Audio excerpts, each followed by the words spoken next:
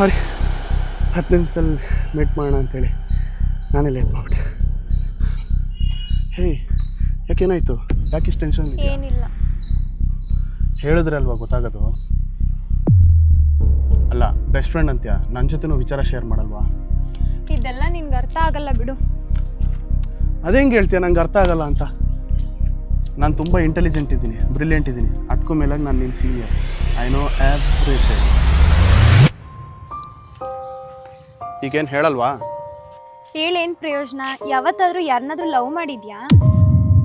One side love frustration ಯಾವತ್ತಾದ್ರೂ ಆಗಿದೆಯಾ ನಿನಗೆ? 3 ದಿನ ಆಯಿತು ಸೂರಜ್ ನನ್ನ ಕಾಲ್ ರಿಸೀವ್ ಮಾಡಿ. ಮಗ, ಇನ್ನೂ ಎಷ್ಟು ದಿನ ಅಂತ ವೆಯ್ಟ್ ಮಾಡಿದ್ಯಾ? ಹೋಗಿ ಪ್ರಪೋಸ್ ಮಾಡೋ. ಈಗಲ್ಲ, ಅವಳಿಗೆ ಅನಿಸ್ಬೇಕು. ಅವಳನ್ನ ನನಗಿಂತ ಹೆಚ್ಚಾಗಿ ಯಾರೂ ಕೇರ್ ಮಾಡಲ್ಲ ಅಂತ ಅನಿಸ್ಬೇಕು. ಅವತ್ತು ಅವಳಿಗೆಲ್ಲ ಹೇಳ್ಬಿಡ್ತೀನಿ. ನೀನು ವೆಯ್ಟ್ ಮಾಡೋಷ್ಟರಲ್ಲಿ ನಿನ್ನೆ ಅವಳು ವೆಯ್ಟಿಂಗ್ ಲಿಸ್ಟ್ ಆಗ್ಬಿಟ್ಟಿರ್ತಾಳೆ. ಶ್ರೀಕೃಷ್ಣ ಅವ್ನು ಮಾತು ಹೇಳಿದ್ದಾನೆ, ನಿನ್ನ ಕೆಲಸ ನೀನು ಮಾಡು, ಔಟ್ಕಮ್ ಬಗ್ಗೆ ಯೋಚನೆ ಮಾಡಬೇಡ ಅಂತ. ಈಗ ನಾನು ಅಷ್ಟೇ, ಅವಳನ್ನ ಇಷ್ಟಪಡೋದು, ರೆಸ್ಪೆಕ್ಟ್ ಮಾಡೋದು ಅಷ್ಟೇ ಕೆಲಸ. ಕೃಷ್ಣನ್ ಥರ ಪ್ರೀತಿ ಮಾಡಬೇಕು ಅಂದರೆ ಅವನ ಥರ ತ್ಯಾಗ ಮಾಡೋದನ್ನ ಕಲಿಬೇಕು. ಹುಷಾರು. ಅವತ್ತು ನೀನು ಹೇಳಿದ ನಿಜ. ಅದು ಋಣ ಮುಗಿದ ತಕ್ಷಣ ಎಲ್ಲರೂ ದೂರ ಆಗಲೇಬೇಕು.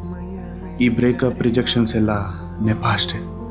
ನಿನ್ನ ಕತೆಲಿ ನಾನು ಇಲ್ಲ ಅಂದ್ರೂ ಪರವಾಗಿಲ್ಲ, ಖುಷಿಯಾಗಿರು.